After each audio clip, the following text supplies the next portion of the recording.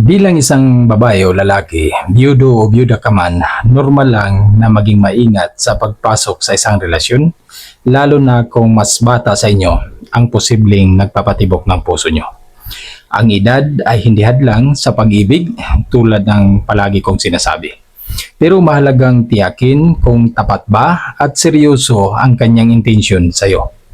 Sa video na ito, sasagutin ko ang pinakamaraming katanungan kung paano nga ba malalaman kung yung isang tao ay totoo ang intensyon sa iyo.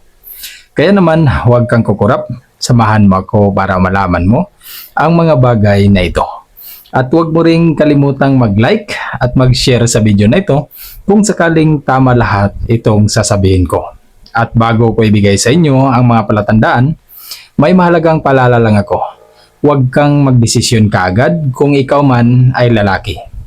At sagutin kaagad ang isang tao kung ikaw naman ay babae hanggat hindi mo siya nakikilala ng mabuti sa loob ng hindi bababa sa 6 na buwan hanggang 1 taon.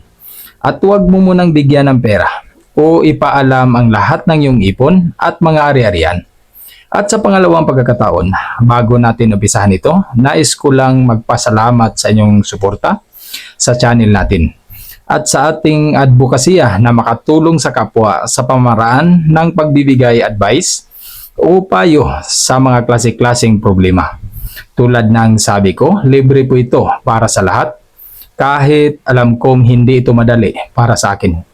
Maaari lamang kayong magpaabot ng mensahe sa akin para sa mga katanungan nyo at kung sakaling mapagaan ko ang loob nyo at kusa kayong magbigay ng pangkape, ang masasabi ng kuya nyo, maraming salamat. At para hindi na tayo magtagal, narito na ang palatandaan na maaring totoo at seryoso ang taong ito sa iyo. Una, hindi siya kaagad humihingi ng pera o mamahaling mga bagay mula sa iyo. Kaya niyang makipagkilala sa iyo nang hindi umaasa sa anumang bagay o pera na mula sa iyo. Pangalawa, palagi siyang may oras para makipag-usap sa iyo, hindi lamang kapag kailangan siya. At ang pangatlo, iginagalang niya ang iyong mga desisyon at hangganan, hindi kanya pinipilit sa anumang bagay. At ang pangapat, kilala niya ang tunay mong pagkatao. Interesado siya sa iyong ugali, karanasan, at kaligayahan, hindi lang sa kung ano ang maibibigay mo. At ang panglima, handa kanyang ipakilala sa mga taong mahalaga sa kanya, hindi kanya itinatago. Napakahalaga nito kung magawa niya ang mga bagay na ito. At ang panganim, may sarili siyang pinagkakakitaan o paraan ng pamumuhay. Hindi niya ipinapasa sa iyo ang responsibilidad sa kanyang gastusin. At ang pangpito, pare-pareho ang kanyang kilos at salita. Hindi siya pabago-bago ng ugali. Nagpapakita siya ng malasakit kahit sa maliit na bagay.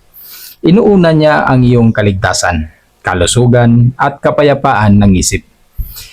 Pangwalo, hindi siya nagmamadali sa relasyon.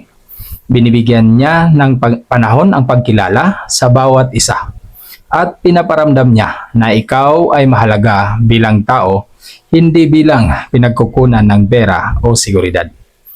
At ang pangsiyam, kung mananatili pa rin siya kahit wala siyang nakukuhang pera, pabor o material na bagay mula sa iyo, mas malaki ang posibilidad na totoo ang kanyang intensyon sa iyo. Kung maaga pa lang ay madalas na siyang humihingi ng pera, nangungutang, nagpaparinig ng mga problema sa pera, o nagpapasagot sa mga gastusin, maging maingat ka dahil ito ay maaring isang babalang palatandaan. Ang pinakamahalagang tandaan, huwag mo nang ibigay ang buong tiwala, puso at pera hanggat hindi mo pa lubos na nakilala ang kanyang tunay na ugali at intensyon. Ang taong totoong nagmamahal ay hindi kagagawing bangko, kundi palagahan ka bilang kapareha sa buhay. At sa huli, ang inyong kuyang nagsasabing ligtas ka kung may alam ka.